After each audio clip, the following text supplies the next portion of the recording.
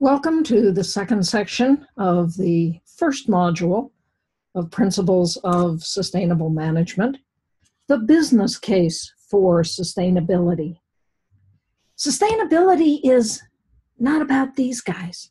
As important as preserving polar bears and dealing with climate change is, sustainability is about better business.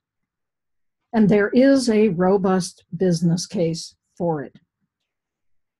Although, as Ray Anderson asked, what's the business case for ending life on Earth? There obviously isn't one. Ray said there's no more strategic issue for a company or any outfit than its purpose. He said, for those who think that business exists only to make a purpose, think again. Business makes a profit. To exist, surely it must exist for some higher, nobler purpose than that. Ray was one of the first business people to show that everything he did to enhance the sustainability of his company enhanced shareholder value. And in a conversation with Ray about what constitutes shareholder value, we developed the concept of the integrated bottom line. Because if you cut your costs, this obviously goes straight to the bottom line. So if you use energy more efficiently or waste less, this is clearly an enhancement of profitability. But committing to behave more responsibly also drives corporate innovation. It cuts your risk. It cuts legal liabilities. It may even preserve the company's franchise to operate. It enables you to attract and retain the best talent. It enhances labor productivity, but clearly key to a company's profitability. And the workers that you have, particularly if you use fewer toxic materials, house them in good green buildings, enhances worker health. This cuts your costs as well. It increases market share by better enabling you to differentiate your brand and your products. And it enables you to better manage your entire supply chain and your stakeholders, whether they be people in government or people in activist groups that might otherwise create costs for you by opposing what you're doing. It reduces the cost of distrust. The companies that get all of these right will be first to the future. They'll be the billionaires of tomorrow. This is a very different concept than the triple bottom line. When that was introduced by John Elkington, it was a real contribution to the conversation, but it turns out not to be the best way to characterize sustainability in business, because in business there really is a bottom line. And if you bolt on programs to protect people and the environment and times get tough, guess what goes first? If you bake it in as core to your business model, as the driver of your profitability, even in tough times, your commitment to behaving more responsibly will be solid. Bob Willard, consultant in the sustainability space with ISSP, has put some numbers to this, and you can go on his website and get his spreadsheets that enable you to put in your own assumptions, your own numbers. He counted 7 aspects of the integrated bottom line. We've counted 13, but who's counting? Reduced recruiting costs and attrition costs, 3%. Better productivity, 10%. Reduced cost, 5%, expenses, maybe 20%, better revenue, market share, 5%, lower insurance, easier access to capital, 5%. And you can argue with any one of these numbers, and what Bob has done is, in general, picked a mid-range of proven numbers, but put them together, he counted 38% enhancement to profitability from behaving more responsibly. That's a material number. That's going to get the attention of any senior management. But it's not on anybody's balance sheet. And This is what the accounting discipline now needs to come to grips with. An organization called Sustainability Accounting Standards Board is rolling out industry sector by industry sector what aspects of sustainability are material to investors and thus ought to be required by the Securities and Exchange Commission to be included in corporate accounting. When this hits the streets, which it will do very soon, it will transform the accounting profession, and it will begin to bake sustainability into how companies are managed. Regardless, sustainability is breaking out everywhere, whether it be reports in Harvard Business Review or certifications, my friend Yvonne Chouinard of Patagonia getting the cover of Fortune magazine, or Walmart going green. Trust me, if Walmart is going green, there's a business model. Harvard, sustainability isn't the burden on the bottom line it was thought to be. It is the touchstone of all of innovation, and in the future, only companies that have it as a goal will achieve competitive advantage. Boston Consulting Group. Companies are looking to a world in which sustainability is mainstream, if not a required part of business strategy. McKinsey. Even though executives consider sustainability important to their future, only 30% are moving on it because they don't know what to do. Well, this is a fixable problem. And indeed, we've counted about 55 separate studies showing that the companies that are leading in environment, social, good governance policy are financially outperforming their peers. And this report, Sustainability Pays, you can download from the Natural Capitalism website. This is a study of studies. We picked 40 of them. I've collected at least another 10 since then. Things like the companies on the Dow Jones Sustainability Index outperform the general market. Those wild-eyed environmentalists at Goldman Sachs found that the leaders in what's called ESG, environment, social, good governance policies, have higher stock value by about 25%. Accenture, 97% of business leaders consider sustainability important to their success. The companies with the highest share price growth over the past few years paid more attention to sustainability. Profit increases of 16%, share price growth of 45%, and conversely, the worst performing companies were most likely to have nobody in charge of sustainability.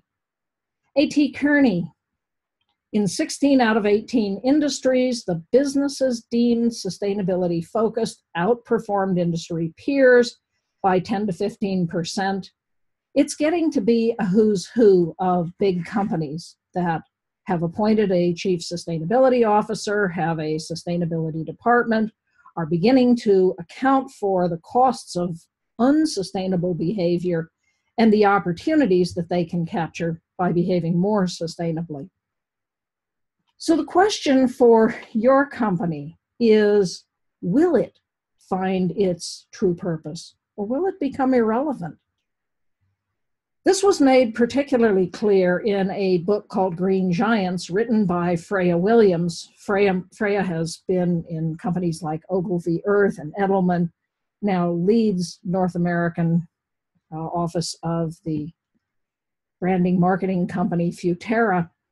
In Green Giant, she outlined 6 aspects of the business case that the companies that are the new billion-dollar companies tend to have a leader that is committed to sustainability.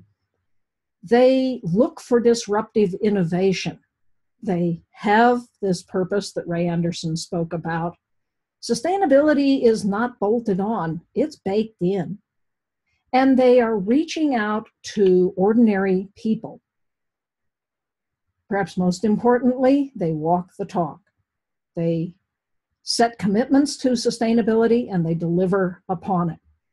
Freya and her colleagues at Ogilvy found that if you count the super greens, the middle greens, the light greens, it's 82% of the consumer market.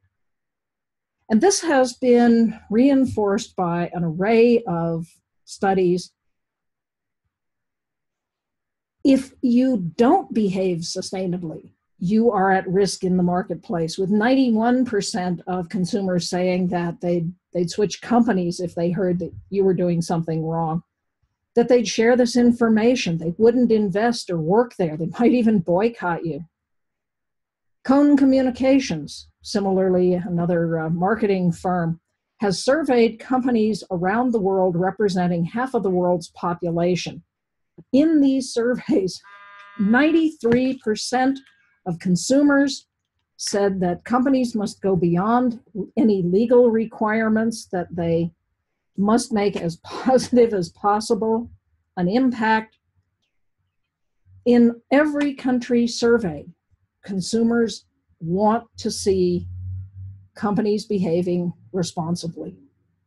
And this is important because 70% of consumers, according to Havas Media, said that they wouldn't care if 70% of brands went away.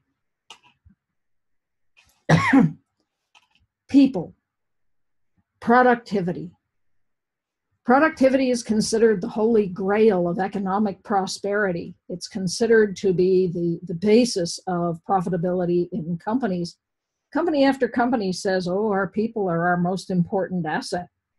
Really? Where do you find salaries, employees on a balance sheet? It's a liability. But we know that it costs a lot to lose a good employee. We also know that when you have employees who are engaged, who care, who want to come to work every day, you have almost 4 times the earnings per share growth of companies that have a disengaged workforce. And yet most workers are pretty disengaged. Gallup Healthways surveys the American workforce every year, found that disengagement is costing American productivity $500 billion every year. And Americans now feel worse about their jobs than they ever have before. What makes people want to come to work, what engages workers, is meaning in their work. And when they find meaning, when they're engaged, you have 16% higher profitability, 18% higher productivity, and less of everything that you don't want: turnover, absenteeism, safety events. Job satisfaction is at an all-time low, and almost half the workforce says that they're going to look for a new place to work. How do you turn that around? Enable your workers to be implementing more sustainable practices as part of their day job. Fortune magazine found that the companies that can authentically claim to be implementing more sustainable practices have the edge in attracting and retaining the best talent. Young people overwhelmingly believe that companies ought to be responsible. They have faith in brands' ability to solve the problems facing us. They want to be engaged. They want to make a difference, and they want to work for green companies. And again, this is study after study by an array of non-sustainability focused assessment groups. So companies like Unilever have made a very public corporate commitment to sustainability. Unilever's Sustainable Living Plan says they're going to cut their environmental impacts in half while they continue to grow. They're going to get 100% of their feedstocks, anything they get from something that's grown from sustainable agriculture, and improve the lives of 1 billion people. Their CEO, Paul Polman, said the 2008 collapse was caused by this short-term focus on increasing profits quarter over quarter over quarter as opposed to operating a company with purpose. And he said, you can't manage to be a responsible company if you're reporting quarterly. So I said, we're not going to. Stock prices dropped 10%. Paul said, to those of you who have sold, I respect you as human beings, but if you think I can best manage your asset on a 90-day rotation, I don't want you as my owners. Stock value is now up significantly. The company is doing very well. So well, in fact, that in February of 2017, the Raiders came knocking. 3G, Warren Buffett, and Kraft Heinz launched a raid, made an offer of more than the company's stock was trading at. Buffett said, this is a friendly offer. It took Paul all of about 24 hours to say, no, this is not the kind of company that I have built. We're not interested in selling, and we're going to double down on our sustainability commitment. Many of us were afraid that the management of Unilever would do to it what the Raiders would have done. It's come in and slash costs, slash any program that isn't directly targeted at increasing profitability. And what Paul said is sustainability is the way to profitability. This is what will enable us to outperform. And they pointed out that customers, particularly younger customers, are willing to pay more for sustainable brands. But so are older folks. Unilever's purpose-driven brands are growing faster than the rest of their brands. They delivered 60% of corporate growth and grew 50% faster than the rest of the business. Buckminster Fuller said it best. He said, the best way to predict the future is to invent it. And this is what the companies that are committed to sustainability are doing. We live in very interesting times, yeah? We're going to have to reinvent every institution on the planet because the way we're doing business now isn't working. So it's inspiring to look to the companies that are making a commitment to behaving more sustainably, who realize that there is a business case and who are walking the talk.